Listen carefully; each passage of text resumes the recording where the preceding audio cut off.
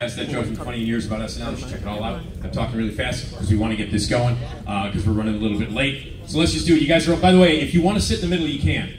We can fill up those seats. If you want to come in and sit in the middle, the ultimate fans, I don't know, there's someplace else, but you can take your seats. So come on in fill in the middle, have fun. There you go. All right. We've already got a guy coming up here right now. Let's just do this. Let's get this. Ladies and gentlemen, it's time to talk to the Warriors.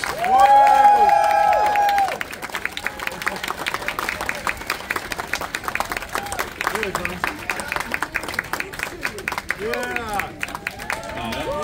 Come down here.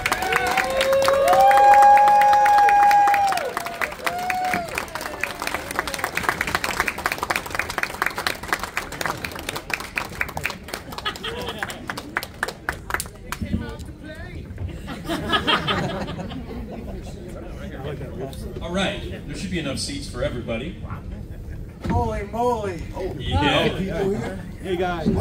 Welcome, welcome, you guys. It's a real pleasure to talk to you. So why don't you guys, since I wanted to get everybody up here, why don't you guys all introduce yourselves? Let's start from this side and go down. James Remar, Ajax.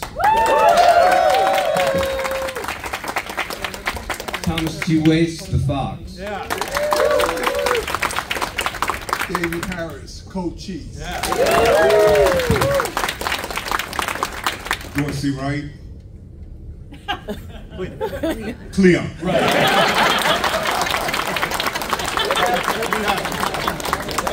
Michael Beck, Swan. Yeah. Ryan Tyler, Snow. Well, somebody here knows a snowball. Terry Micus, Vermin. Yeah. What an unbelievable thrill to have you guys here. I know that everybody in here is unbelievably excited. Let's just start with from the beginning. How did the roles come to you? Okay, let's just start and go down. So, Audition, there were thousands of people that were trying to get the role from Chicago and LA and New York. And it got narrowed down to about 11 Warriors after a long, long time, and they took us up to Paramount, and they did not pick me. They shoved me off to the side, and I was very heartbroken. But then Tony Danza got Taxi, because he was cast in the Warriors originally. And when he got Taxi, through a lot of moving around, they called me back in because we were a similar type, and I got the role that he was going to have. And Vermin became the guy with the big one. Big what? Big feet. Anyway, Brian Tyler, Snow. Basically, I lived in New York, and I was an actor at the time, a young actor. And I was very, very lucky and blessed that this was my first major anything. And here I am 45 years later with some of my favorite friends and my buddies. We actually, you probably know this, but we actually do love each other. And we've been friends since. So thanks to you guys that we're actually here.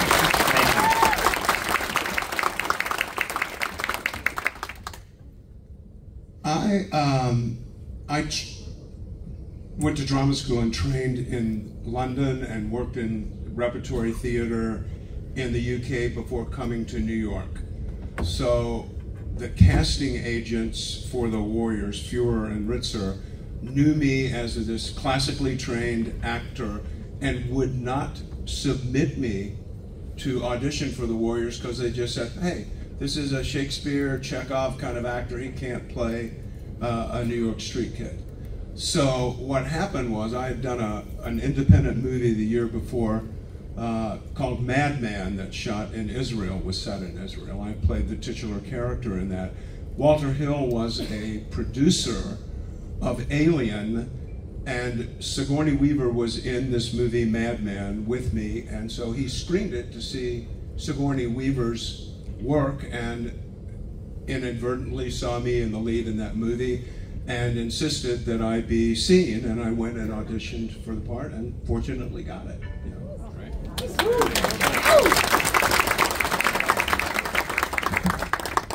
Thank you. Leon. Cleon, right?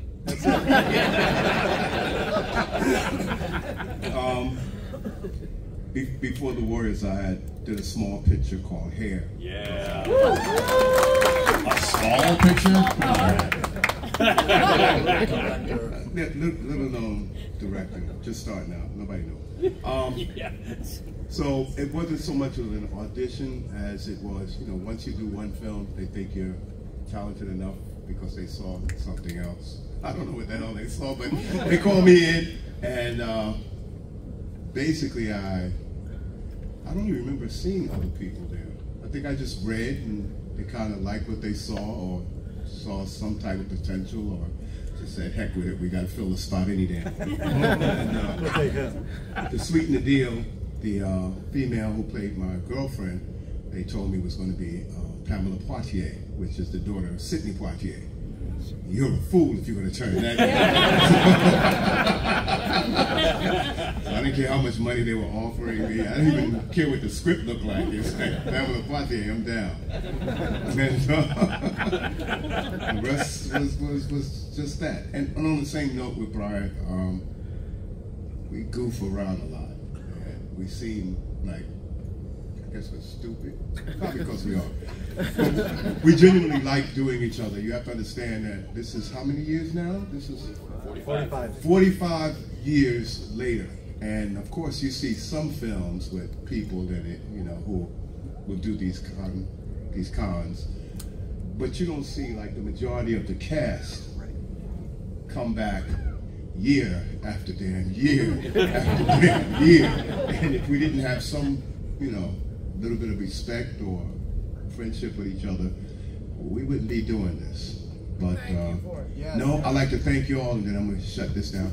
I like to thank you all because a lot of people won't say it, but I will, and they will say it too. But I got a bigger mouth and a bigger platform. We could all be home watching, you know, Olympics or any type of commercials, except for you, sir. No, I watch you in commercials. No, but we could be home. We could be home doing nothing. The reason why this goes on and on and on for this many years, and will go on long after we're gone, because I've seen kids in here that there's no way in the world you saw their film unless it was passed down like some type of, you know, inheritance. We thank you. We all thank you. You are the stars that made this movie. We just happen to be in it.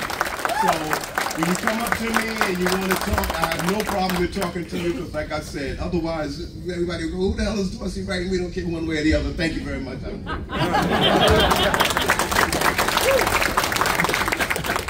How do you follow that up? Is this thing working? I don't know. Yeah, you're good. Okay. I was in the Midwest doing a play called Streamers. And I got back to New York City. My agent told me David Paramount's in town. Walter Hill, they're trying to casting a film called The Warriors. He's looking for a character of Cochise. He's seen a lot of young actors, and so we're going to submit you. So I went up to Paramount, and there was Walter Hill and Lawrence Gordon, and I had 2 scenes prepared to read for Walter. And I got through half of a scene, and Walter kind of has a toothpick, and he kind of like does this, you know, and he said, hey, you're going on a wardrobe. And I didn't know what that meant. So I ran out. In those days, there were no cell phones, all this technology didn't exist. You ran outside and you went to a payphone, right? And so I ran outside, and I called my agent, and I said, "What are you telling me? You're going on a wardrobe? I don't know, what's the deal?" And my agent said, "You smuck, you got the role."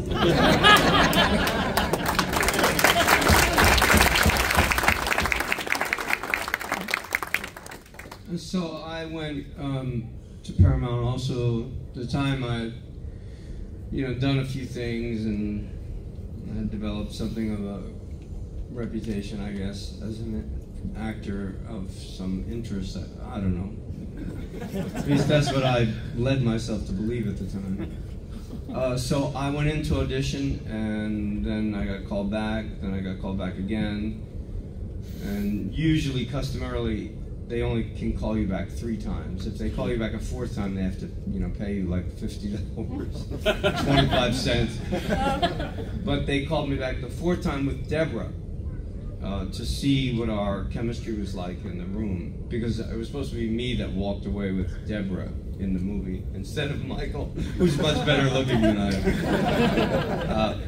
But they, brought us in for a 4th time, which was unusual. And Deborah, I don't know if you've had the occasion to meet her. She's a lovely woman, Deborah, and she's a terrific actress. And we had great, chemistry, friendship type chemistry. And I remember Larry Gordon saying, "Are either of you two married? Like, you're not allowed to ask that today." But this is a strange question. And I went, "No." And she said, "No, me neither." And he said, "Good, stay that way." So we read the scenes again, and then, my agent said it's between you and Alan Rosenberg, who is a very good actor himself. And they called me the next morning and they said, "You got it." So that was how it happened for me. I like a lot of these guys, young actor in New York. I had trained at the Neighborhood Playhouse, which was a 2-year program for which they had to ask you back for the 2nd year. So it was like a year-long audition, and they did not ask me back. And I was, quite devastated. So I'm hitting the streets doing the off-Broadway, off-Broadway. And I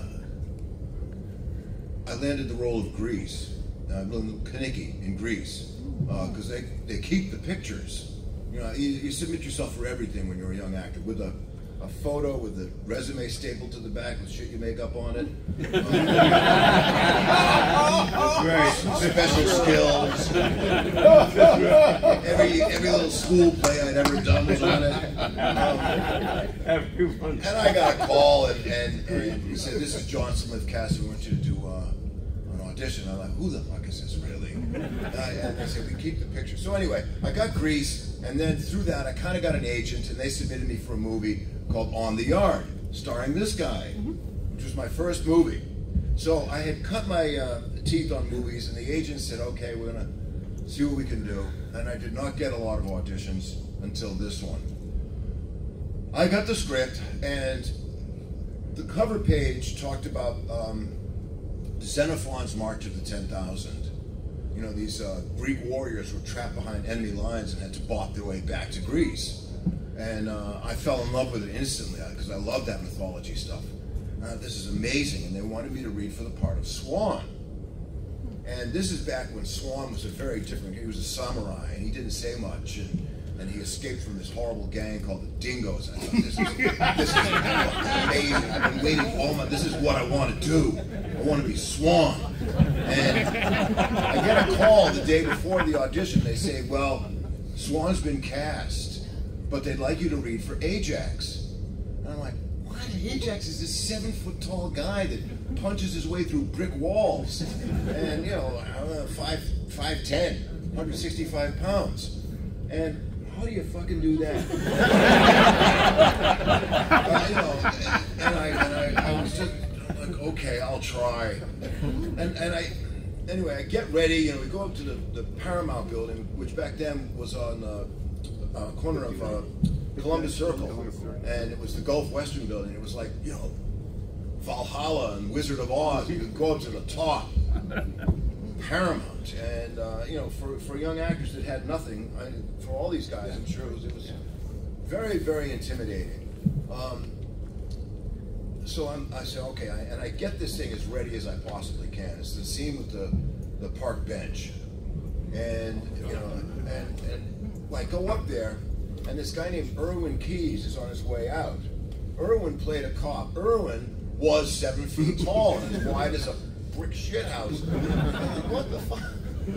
So I had my sleeveless denim jacket on, and I screwed up my energy as big as I can, and I go in, and there's Larry Gordon, Frank Marshall, Jeremy Ritzer, the casting director, and Walter Hill is on this end. And so I'm standing on this end, talking to Jeremy Ritzer, and I had the pages in my hand, and I'm this, no lady, you don't want to fuck with me, and she handcuffs me to the bench. So I grabbed the corner of this conference table which was as long as this, and probably weighed 400 pounds. I had leverage, and I was young, and I had my thigh, and I'm like, "You're gonna go, lady, you wanna fuck with me?" And I picked the fucking table up. And Walter Hill had a thing. He went, "Whoa!" And this comes Bill, and then I see that he's looking at me like this, like he's looking through a lens. And it's either, that was the moment I said, I either grow or I shrink. I'm either like, or I grow and I fucking blew up. I must have looked 7 feet tall. And I'm like, "Oh, you don't want to fuck with me." And I threw the pages and I left the room. And I just went, "Oh my fucking word. What have I just done?" And I'm walking around, I was absolutely dejected. Like, how the fuck do you fuck up that? You know? And Jeremy Ritzer runs around the corner and says, "James, don't cut your hair." Yes!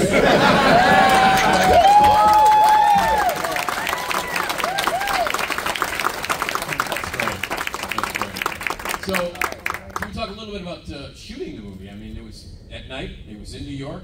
You guys had, I've heard this, you guys had real gangs in New York, like guarding the trailers and the equipment and all that stuff. No, that's all bullshit? That's all bullshit. Okay, well, thanks for coming up. I think one night Lawrence Gordon paid some gang guys $500 to stay away from the trailer. Oh, okay. Yo, that's been blown up to like stories like here. No, none of that. Well, what about the night shoot itself? Was it weird to shoot at night? And what was it like to shoot in New York at that time? Well, I'll tell you my film. We used to eat around 1 o'clock in the morning, 1:30 in the morning, and that's all I was looking forward to. They served wine and chicken marsala, and I would just say, "Let's eat." And Things really don't but the thing is we packed that stuff in, and then we had to go run these scenes again. But we were so young, and all of us were very in shape, and they did make sure that when they cast the film, because they ran us very hard. It was tiring, you know, unless we had day for night, where there were some day shoots and stuff. We were up all night, running around, and we ran those scenes 20 times sometimes. Trumbull ACs, and you know, James giving the finger to them. Those lousy skin-headed fucks. But I mean, they ran us, and they did not. You know, the best part I had is when it was a day for night, when it was actually supposed to be at night, but we could shoot in the day. And then, you know, that's when me and David were with the Lizzies. That's all I wanted to do. I just wanted to kiss the girls. I didn't want to do all this other crap in the film. Punching people and getting thrown in mirrors. You know, what the hell? Any of you other guys like shooting at night, or was it interesting? Was it fun to do it? I made a decision early on, within probably not the first week or two, because we shot in the daytime then we turned into nights, that I would not turn around on the weekend, because it just would screw up my whole system. So I kept those same hours, weekend or, you know, and I found some interesting and strange places in New York that were open at 3 or 4 o'clock in the morning. But yeah, it was psychologically, you had to put yourself in a place that you could deal with that. Yeah. And like Terry said, I think Walter, when he cast everybody, James would be able to say this better than anybody, because he worked with Walter a bunch, but Walter relies on his intuition of casting people. He said the most important thing he does is to cast the film. Yeah. And I think not only did he know that all of us, when he cast us, were the people that could play these roles the way he wanted them played, but he also chose people that he knew could hold up under this grueling kind of thing that we were going to get into, which was 80 nights of running or fighting or whatever. So athletically, you had to be in pretty good shape to do this. So, and I give Walter credit for that. So when the film came out, it made a ton of money in the first weekend, and then there were all these stories about violence breaking out at theaters. I was 14 when the film came out, and I saw it 96 times in the theater. But it was one of these things where it was like, then you got the bad publicity, and so the film goes through the roof when it comes out.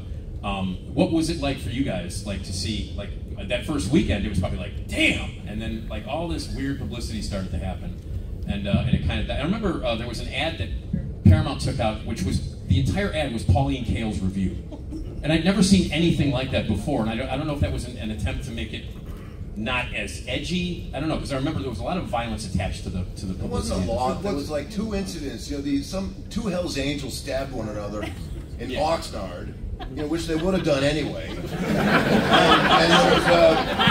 there was some seat slashings in Brooklyn. Yeah. And somebody got a hold of this as being like the Warriors inciting people to violence. And you know, we were the #1 box office picture for 3 weeks, and then they just pulled us out of release. They didn't want the liability. I don't think it was so much the violence as it was, at least in New York, it was who was going to see the movie. It wasn't it was, okay. That was towards the end of most gangs in New York City. I mean, real gangs. Black Spades, Pearls. The Mau Maus. Right, Jingling, stuff like that. And it was towards the end. 74 was like, I went to DeWitt Clinton High School. All boys back then. So that's all that was in that school. But around 74, you know, we had already had the blackout and everybody wanted to become DJs, and you know, hip hop was starting to come in. So by the time the movie came out, these were remnants of what was left of gangs. So you got hardened guys going to go see a movie like they do today. Like when karate movies first came out. Everybody came out of the movie theater throwing kicks at each other, you know, with some damn nunchucks. But nobody said, oh, let's shut down these Bruce Lee movies. Oh my God, everybody's gonna chop sake everybody to death. So it became a thing to just go, okay, well, it's the crowd of people that's going to see it. But like anything else, especially when you're young, everybody in here used to be young. Yeah. When your parents told you, no, you can't see that, you can't wait to see that. So the best thing they did was pull this movie, because it just made everybody go, just like with me in any movie. If it was that bad, damn it, I want to see. So once it was re-released, You know, getting back to the Pauline Kael thing, I mean, we got bad reviews. Jeffrey Lyons, you know, it's the worst film, and Curtis Sliwa, who I, you know, he tried to shut it down. Oh, he's a trip, that guy. But I will say this. I will say this about self-advertising, please. I worked for New York City Transit. So and deal with that asshole in it. Four young ladies. We're not getting into political stuff here. We're just talking about the film, and I'm just telling you, when Pauline Kael's review came out, she was more than a reviewer. She was a film critic that was highly respected, and she saw this film, the social commentary about it, what was going on with it. She saw underneath it, and she compared it to Blackboard Jungle with Vic Morrow and Sidney Poitier back at that time, and that gave this film a gravitas to it that has lasted for, I think, years, because she was a very respected reviewer. But more importantly, and then I will, when it went underground, like these guys said, people started, you know, having parties, watching HBO, and kids were dressing up in costumes and they were going out. And 100% right, Dorsey, 100% Michael. This film, if it just stayed making money, this would not be happening. All you hear, it just would not have happened. It took on a life of its own. So, amen to Pauline Kael. There was a bit of rebellion in the movie too. Like people were going to see it. Like exactly what you were saying. It's like, yes, we're told not to see this movie, we're going to see it, and the fact that it kicks ass also helps. Yeah. Really quickly, you mentioned the Greek mythology, James, and you know, the book that it's based on, the Sol Europe book, is more blatant in the book. When Walter Hill was directing it, did he tell you did he want you to be natural in terms of like the acting? Walter almost said nothing. Oh, okay. Most of the time, you know, he would get the shot that he wanted to print. Oh, that's move it. on. He would almost never say nice, you know, or good job, or do that, you know, almost never. Yeah. Once in a great while, like, Jimmy, can and just kind of make a gesture. Got it. Wow. He talked very little. He was very laconic, as they say, and let us do our thing. Now, there are two cuts of the movie. There's the theatrical cut, the 96-minute cut, and then there's the Walter Hill sort of director cut, which has more of the stylistic comic book swipes to it and all that other stuff. That stuff was shot When you guys shot that stuff, did you think it was going to be in the movie? When you saw the 96-minute version, where you're like, wow, a lot of this stuff, the stylistic stuff, were you expecting that when you saw the comic book panels? Yeah, the comic book panels and stuff. No. Did not see that. No. Okay, I agree. I wanted to bring it up because it's like a lot of people have seen that cut, and a lot of people, you know. I'm sure everybody in here, if not almost everybody, has seen both versions. Yeah. And I will tell you this: if I asked how many people like the original non-swipe, raise your hand. Raise your hands. Yeah, there you go. Thank you. Says it all. Okay. Sorry, I brought it up.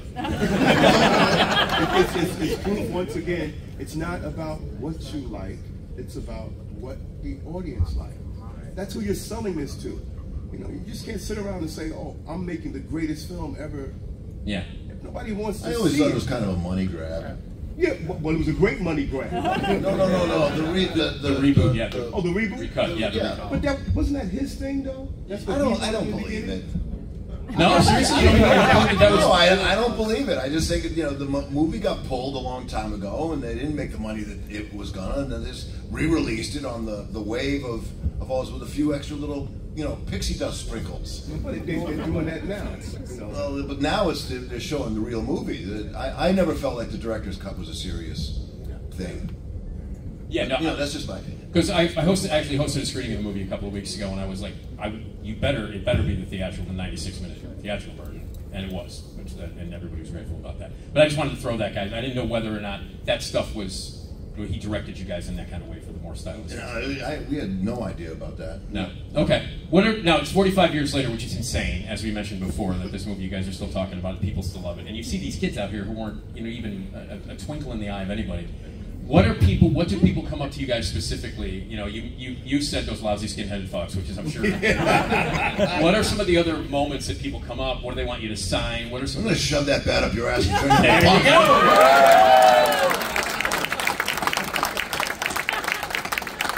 You guys go ahead. What are some of the stuff that you guys get? What are your favorite moments and stuff that people that really love? That people know they love. Well, most of you will know me as the quiet, tall, silent type, and I love it. Basically, we're going in like everybody else. 9 guys, no weapons. Yeah.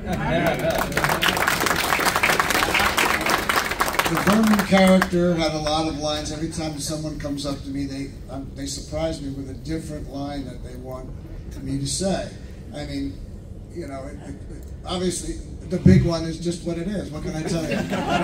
Was then, is now, and you just, just have to look. But Still. The lines, Vermin just talked a lot until he finally said, Vermin, sit down and shut up. I think Yeah. when I'm from New York, Manhattan, and people in New York walk everywhere, and so the line I get all the time from complete strangers is, "Warriors come out and play." He's not here though. He's not here, but that's the line. Yeah, no, that's the line. Yeah, and my understanding is that he improvised that. Like that was that's my understanding. I don't know. All right. It was just written. Warriors come out and play. Yeah. But in rehearsal, he turned it into the sing-song thing. Warriors. He had an experience as a kid where some creep was hanging out on the fire escape with 3 bottles on his fingers, clicking them. Yeah. Because he was a little kid walking home. Some pervert, clicking the bottles. That's where he drew the inspiration from. Yeah, that's what David told me.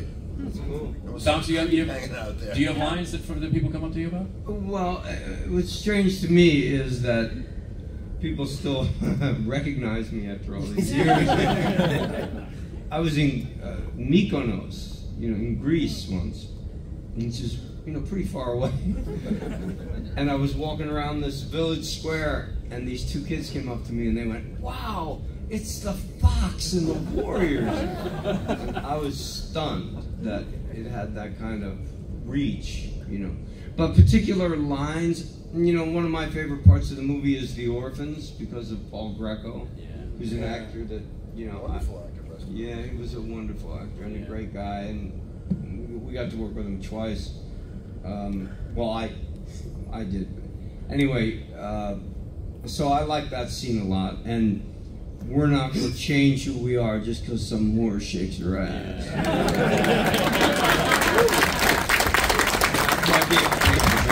Thank you. What about you, Joseph? I had a line with a very good actor. I can't remember who the hell he is now in the film. But I know the line. It was just soldier and keep your mouth shut. It was me. Yeah, that was you. Once again, I take that back. It was just a regular guy. You gotta stop that. He knows who he is. He knows who I am. And really quick, this is a great guy. Y'all don't know it, but he is a great guy.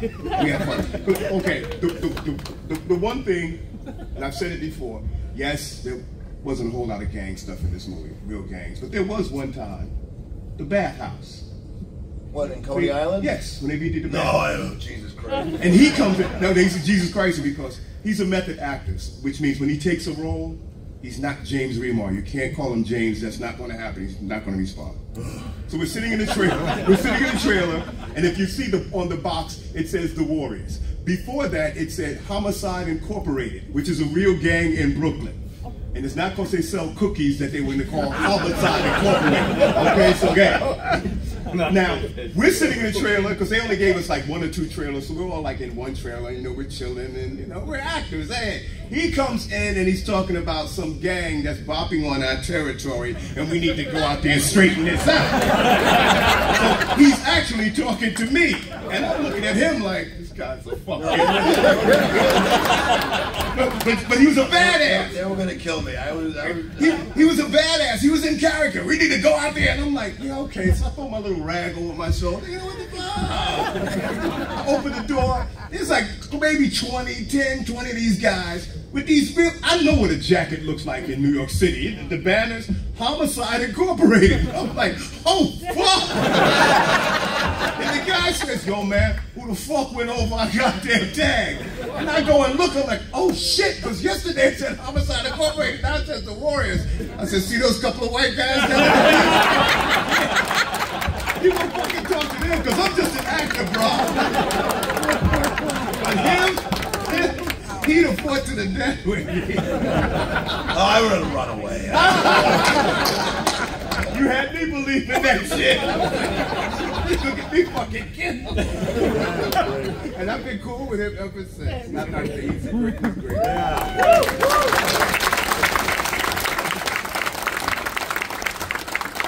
So I want to mention a couple of things, other things you guys have done. And I don't want to open up because these are the fans. They want to ask you questions because like you said, these guys are the ones that I want to ask a couple of things about stuff that you, other things that you've done. James, you've worked with Walter Hill several times. Yes. And I would like to just to get your thoughts on working with Nick Nolte and Eddie Murphy on 48 Hours. Because you're fantastic in that movie. Thank you. Gans is a great character. You know, in those early days, I drove myself nuts with everything I did. So, you know, Gans was a state-raised convict. You know, there was only one way out for him. You know, he was an escapee, and he wasn't going back. You know, he wasn't going to go into a beach in Brazil. He was going to die firing. Yeah. So I based it on guys, you know, Gary Gilmore, Jack Henry Abbott, state-raised convicts that were in the news at that time, and it got myself very, you know, crazy getting involved with all that stuff emotionally. As a method actor, I emotionally try to understand what these people are experiencing. And so it was always just very intense because, you know, once again, I'm not this big dangerous guy. You know, I was wiry. I was reasonably tough for my size, but you know, this was a real cold-blooded killer. And you know, Nolte, you know, as a big guy, was very established. You know, and Nick had you know, this big, you know, I thought I was the Deep Voice Club, but you know, Nick, what are you doing there, convict? And you know, but he was right there with me. Yeah. But I had this attitude, you fucking California kid, you know, and you know, I'm from New York, blah blah blah, and it just worked into it. And you know, he's a method actor, and he was a real cop, And my big scene, my first big scene with him is when I get his gun. And he was just so right there. It was intimidating. And once again, like that moment is, I'm either gonna expand or I'm gonna shrink. And I stood up a little straighter. I felt it, and I just felt myself stand up a little straighter. And he, nice gun. And I fucking blew his pal away, you know. And he respected me for that. Now Eddie was coming off of Saturday Night Live. This was his first movie. He was 21 years old, and he was just happy playing video games in between takes. He was with his friend Clint, and Eddie was not very engaged outside of that. Once again, he was very young, but he had remarkable poise. I mean, that's the word that's always come to mind for me with him, is that he was very, very centered. He had great poise, and he was wearing this suit, which was an outdated suit, but I was like, how does a 21-year-old command that kind of poise? Because his improvisational skills were phenomenal. But I have the only serious moments with him. And I thought, oh, you know, don't fuck around, Eddie. You know, and I pull this gun on. It's like, you know, you better not fuck with me. And he's just like, and he drops the gun. He was 100% there, 100% method actor. You know, it wasn't, and we had a moment. Yeah. And there's a famous picture of me with my arm around his neck. And yeah, I gotta say, I loved working with him because he was all of these guys. You know, Nick and Sonny and Eddie. Even the prison guard that I shot took the fall with such conviction that it was kind of like a little slice of heaven. Working with people that were equally as interested in transforming themselves. You know, it wasn't Nick Nolte, it was Jack Cates. It wasn't Eddie Murphy, it was Reggie Hammond. You know, and I was Albert Gans. And for those moments, we really lived those characters. I got goosebumps, man. I don't know what, maybe I'm just rambling too much, but that's what it was like working with him. It was a slice of heaven. Yeah. And all the other Walter Hill stuff that you've done. Oh, actually, all the stuff you do is great. Well, David Carradine, other than Al Pacino, his colleague, was the first like TV star I met. You know, I watched him in Kung Fu. Yeah. And I did The Long Riders. So I'm gonna have a knife fight with fucking Kwai Chang Caine. So once again, I had to pull myself up. And I said, and he was kind of laid back. And I said, what the fuck, man? Are you going to act with me or aren't you? You know, and he was like, oh. And David Carradine, I instantly won his respect. We did what was regarded as like one of the best knife fights in cinema. And I was like in awe.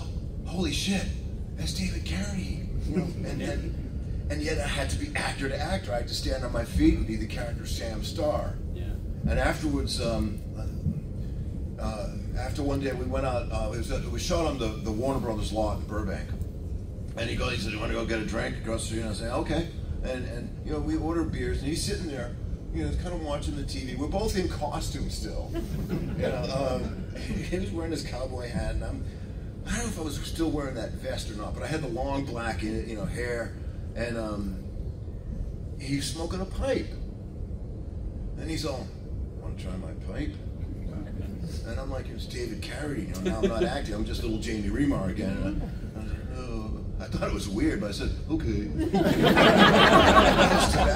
I go, and he says, be cool. And it was packed with this weed. Oh,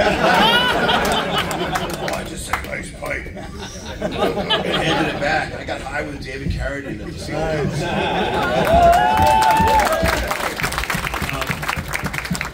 Really quickly, by the way, if you guys have questions, we got a few minutes. Line up in front of that mic. Make a line, and we'll call you up on there. But Michael, I wanted to mention Xanadu, my man. Sure. Yeah.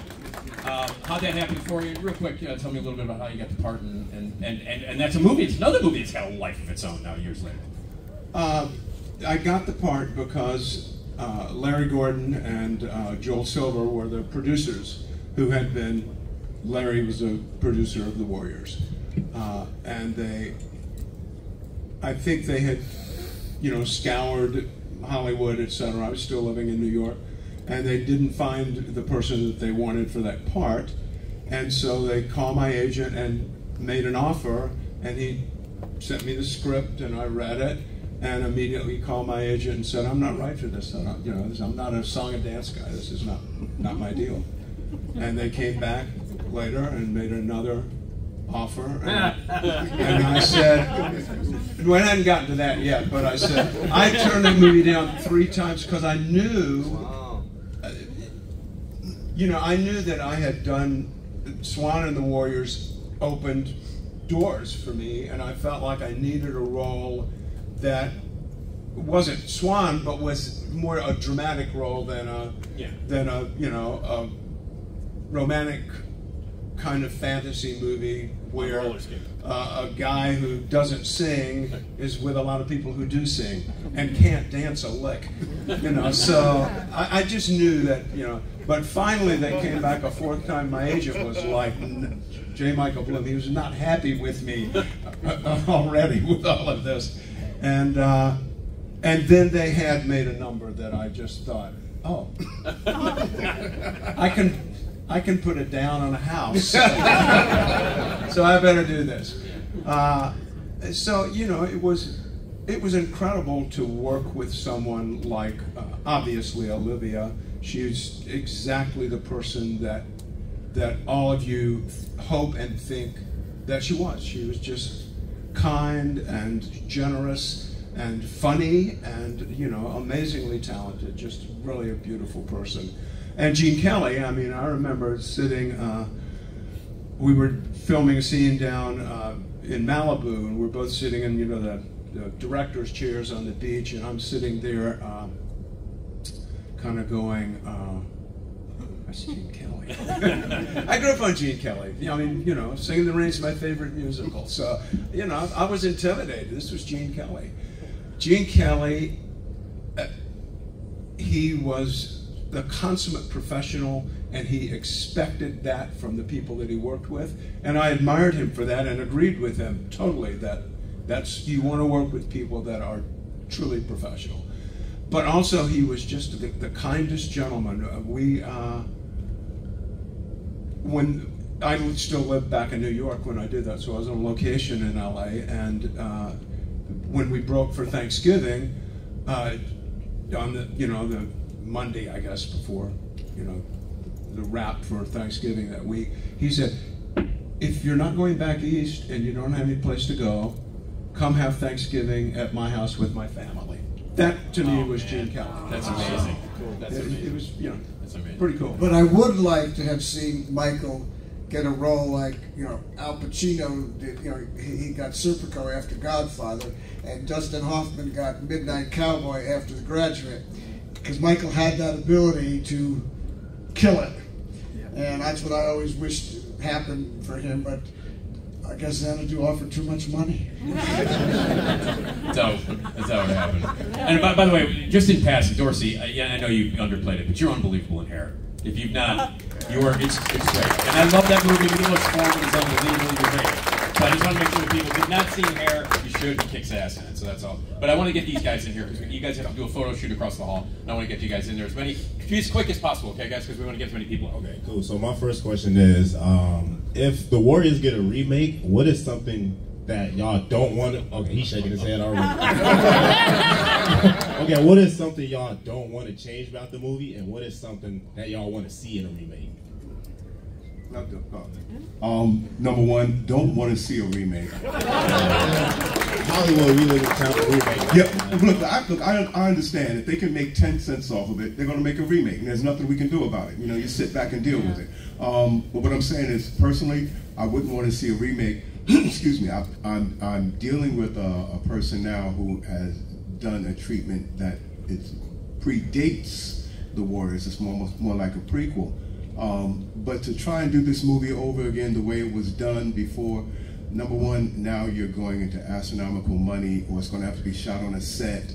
You're not going to find this anymore. And God bless the director who tried to do the remake. Tony Scott. Tony Scott. God bless him. May he rest in peace. But he was planning on doing a more up-to-date with the Bloods and the Crips type thing. I have no idea how that was supposed to work.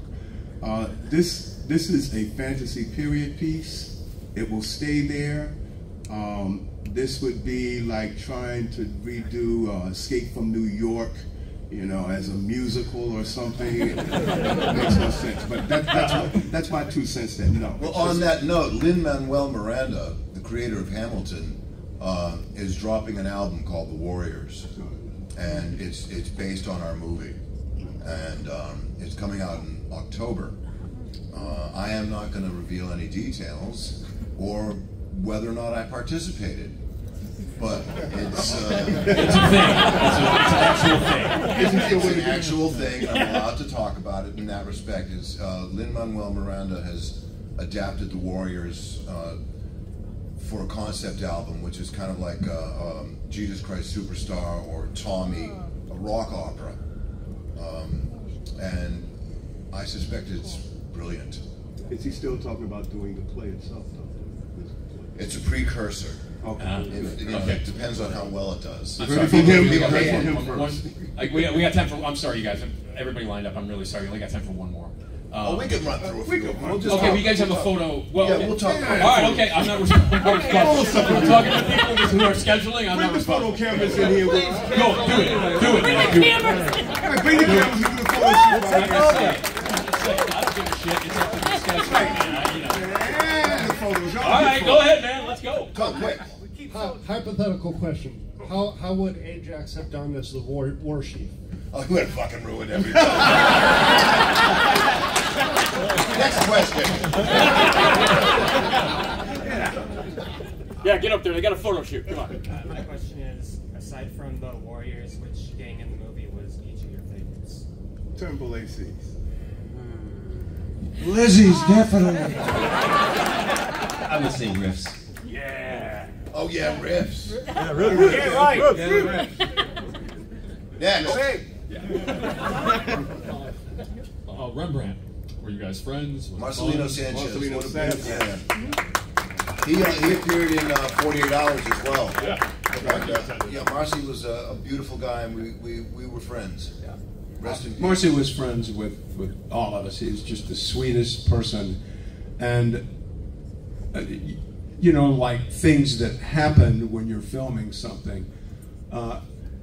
In the character of Swan, and there was nothing written about it, but I just made a decision as Swan that my eye was always on him, on Rembrandt, to protect him. He wasn't muscle. He was, you know, he was the artist. So I mean, there's several places where, you know, I'm looking over him like a big brother. So, and I felt that way. Protect Cowboy all the time too. And I felt that way, not only on screen, but all of us felt that way on set. We were looking out for that kid. He was a great kid. I was starstruck. He was on Channel 13. Yeah. So the moment I saw him, 3-2-1 like, contact. Yeah. Right, 3-2-1. The moment I saw him, I was like, oh shit, they got him 3-2. Yeah, boom. Okay, two more. Ajax, can you tell me what you're going to do with a more. baseball bat to me? No, I ain't gonna shove that in. That sounded creepy. For all of you, what's your favorite memory working on the video game? And Terry, do you feel the Warriors has bolstered your political career? We don't talk politics with the Warriors. We just love each other, and that's it. Okay, next one, guys. We're trying to get this guy, and he's been begging. All right, I'm here for redemption real quick, because yesterday I met Dorsey Wright. I totally blanked, forgot my name, and said my name was Dorsey. So You can't tell us apart. There's no way. The hat turned backwards. Look at this. Boom! I'm looking in the mirror. So this is your brother. So what's your name? my name is Nathan. Thank you. Okay, you go up. Last one, go. On a serious note, this is to Tom. I haven't been able to find this anywhere. Why were you let go or didn't finish the film, and why are you not? I know this is, I'm sorry, I don't know, so I just had to ask the man. Did I mention we had to get to a photo shoot? It's okay. I'd prefer to clear it up rather than have it live in obscurity. Yes. I got fired from the film because I was a huge pain in the ass to the director. And I finally got on his nerves so much, so badly, that he went to the fight director, Craig Baxley, and he said, get rid of them. I don't care how you do it, just kill them. I can't stand them. Get rid of them. So I'm not proud of that, but it warranted great reflection on my part as who I am and how I affect other people, and I was an arrogant little prick and I paid the price for it. Then I thought I would be a wise guy and take my name off the movie because I thought that'll show them, and I just did even more damage, and I'm really sorry that I did that. And well, thank you for sharing. But you know what? What I love is that Tom owned all of this publicly and in himself, and when this became the cult movie that it is, and we started doing these conferences, he came back into the family, man, and he's our brother, and we love that guy.